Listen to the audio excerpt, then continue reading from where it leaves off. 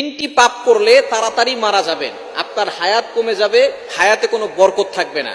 হায়াত মৌত সবকিছু আল্লাহর হাতে, কিন্তু কিছু কিছু কাজ এমন আছে যে কাজের মাধ্যমে আপনার হায়াতে আল্লাহ তাআলা বরকত দান করেন, আর কিছু কিছু গুনাহ এমন আছে যে গুনাহের মাধ্যমে আল্লাহ তাআলা আপনার হায়াতটাকে সংকুচিত করে দেন। আল্লাহ তাআলা আপনার হায়াতের ভিতরে কোনো বরকত দেন না। দেখবেন কিছু মানুষ বাঁচে 100 বছর কিন্তু তেমন কিছু কাজ করতে পারে না, আবার কিছু মানুষ বাঁচে 50 বছর কিন্তু এই 50 বছরে সে এমন এমন কাজ করে রাখে, দুনিয়াবি দিনই এমন কাজ করে যে মানুষ তাকে স্মরণ করে এবং সে দিনের অনেক খেদমত করে।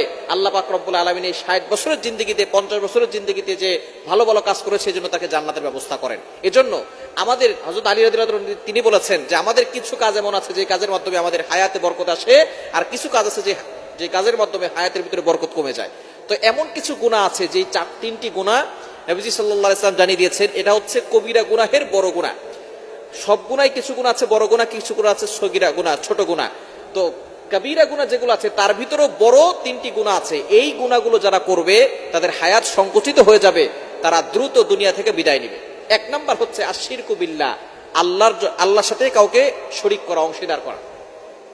আল্লাহ সব গুনাহ ক্ষমা করেন কিন্তু শিরিককারীকে আল্লাহ ক্ষমা করেন। আল্লাহ নিজে বলে দিয়েছেন, কোরআন খুলেন 5 নম্বর পারার 5 নম্বর পৃষ্ঠার 4-5 নম্বর লাইন, সূরা নিসার 48 48 নম্বর আয়াতে রব্বুল আলামিন বলেন, ইন্নাল্লাহা লা ইয়াগফিরু আন ইউশরাকা বিহি ওয়া ইয়াগফিরু মা দুনা যালিকা লিমান ইয়াশা।